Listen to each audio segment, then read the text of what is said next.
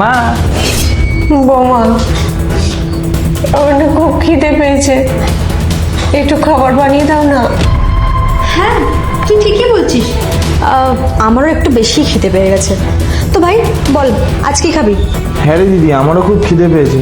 শোন না, প্রতিদিন তো রুটি খাই, আর রুটি খেয়ে খেয়ে না ঠিক মুখটা কেমন একটা হয়ে গেছে। তাই বলছি, শোন না, আজকে পোলাও আর মটন কষা হোক। হ্যাঁ, ওটাই বরঞ্চ ভালো হবে। তুই না এক কাজ কর, পোলাও আর মটন কষা করে নে। আর আমাদের দুজনেরই খুব খিদে পেয়ে গেছে, আমরাও খেয়ে নেবো। তাড়াতাড়ি করে নে যা। বৌমা, তুমি তো জানো আমি বেশিক্ষণ দাঁড়িয়ে থাকতে পারি না, তাই আমি রান্নাও করতে পারি না, আর আমার মাথাও ঘুরে। এ শোন, একটু কাজবাজ কর। কাজবাজ করলে না এত গায়ে ব্যথা পায়ে ব্যথা কিছুই হতো না। যতটা তর্ক করিস সে অনুযায়ী যদি কাজটা করতিস না, তো শরীর এমনি ফিট হয়ে যেত। এত কথা না বলে গিয়ে কাজটা কর। কোনো কাজবাজ করবে না, বসে বসে শুধু খাবে। এই, তোর কাজবাজ করার সময় যত রাজ্যে শরীর খারাপ আছে নাকি? কই খাওয়ার সময় তো তোর মুখ ব্যথা করে না? যা গিয়ে রান্না করে নিয়ে আয়। তাহলে বৌমা, আমার ছেলে যে আমার জন্য টাকা পাঠায়, সেই টাকা দিয়ে আমাকে কিছু খাবার আনিয়ে দাও না। এই বুড়ি, তুই কি করে জানলি যে তোর ছেলে টাকা পাঠায়? শোন, তোর ছেলে যে টাকা পাঠায় না, কোনো হিউজ অ্যামাউন্ট পাঠায় না, সামান্য টাকা পাঠায়। আর ওই টাকা দিয়ে কি হয় রে? তোর ওষুধেই চলে যায় ওই টাকা। আর তুই কি মনে করছিস ওখান থেকে আমি টাকা নেবো? একদমই না। তোর তো দুদিন অন্তর অন্তর পায়ে ব্যথা, কোমরে ব্যথা, পেটে ব্যথা লেগেই আছে। তো এত কথা না বলতে আসবি না, যেটা বলেছিস সেটাই করবি। আর টাকার দিকে কি লোভ দিচ্ছিস? হ্যাঁ, তুমি এটা কেমন কথা বলছো বৌমা? তুমি কোথায়, আমায় ওষুধ দাও কোথায়, আর ডাক্তার দেখাও কোথায়? এই শোন, এত কথা কেন বলছিস? খুব সাহস হয়েছে তাই না? আর তোর কি ওষুধ আনবো রে?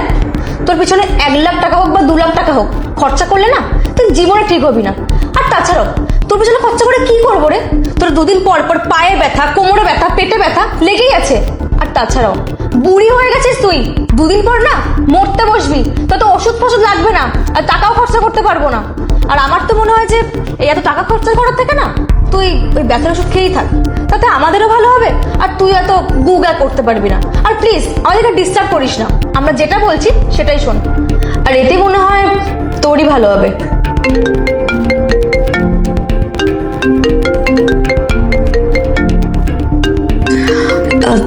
সৌমেন ফোন করছে।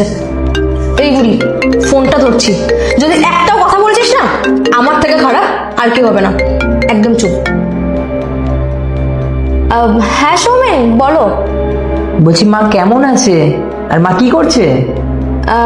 মা, এই তো মা ভালোই আছে, আর মা তো রেস্ট করছে। আচ্ছা, কই মাকে দাও তো ফোনটা। হ্যাঁ হ্যাঁ দিচ্ছি। একদম চুপ, একটা কথা বলবি না।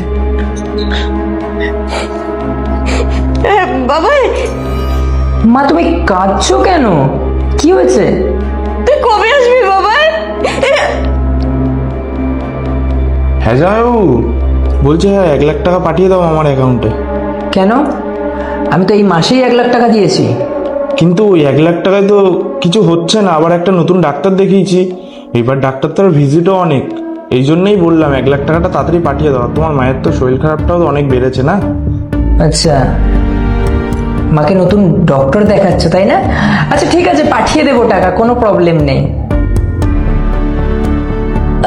হ্যাঁ সৌমেন, ভাই তো ঠিকই বলছে না, মা এত অসুস্থ তো তো ডাক্তার দেখাতে দেখাতে টাকাগুলো সব খরচা হয়ে যাচ্ছে।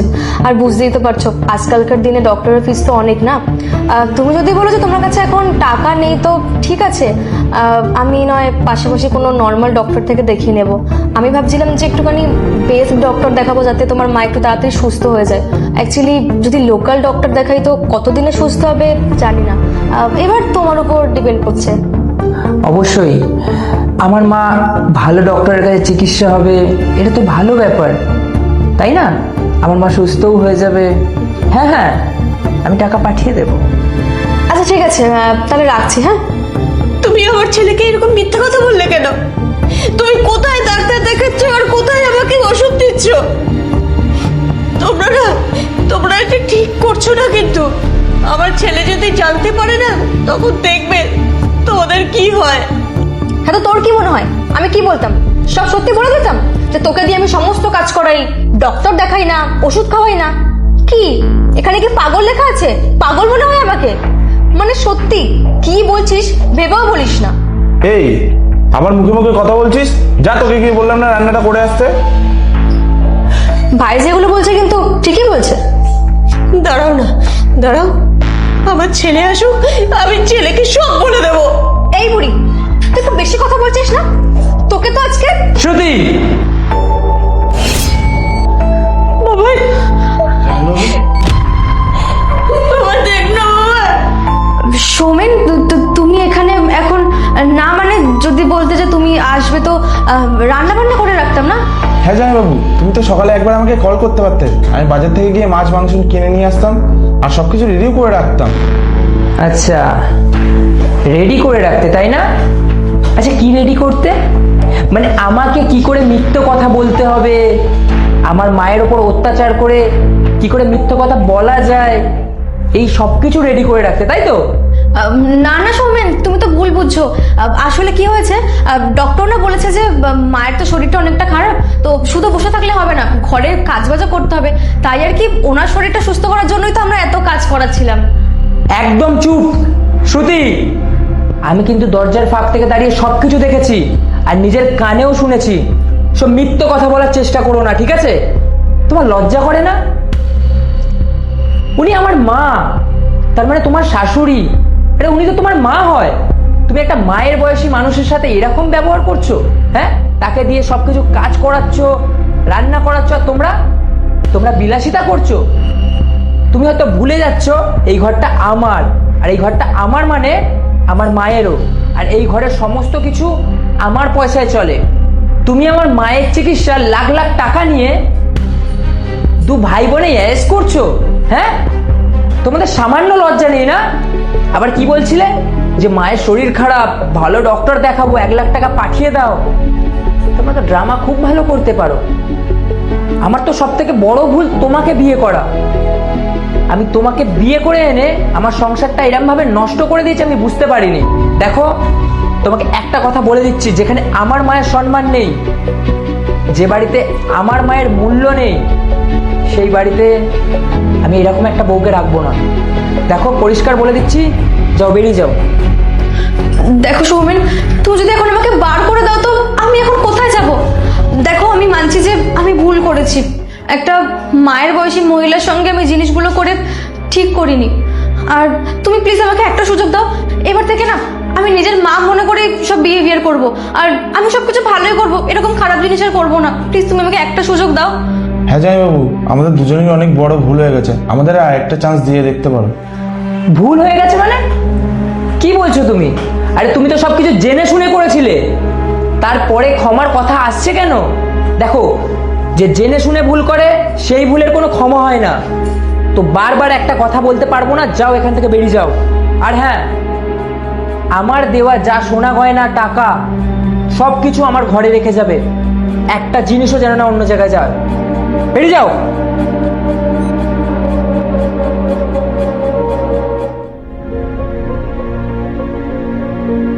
মা, আমাকে ক্ষমা করো, আমি তোমার ছেলে হয়েও তোমার ছেলের দায়িত্বটা পালন করতে পারিনি। মা, আমি ভেবেছিলাম যে আমি শুধু টাকা পাঠিয়ে দিলেই সব কিছু সমাধান হয়ে যাবে, ওরা হয়তো ভালো রাখবে।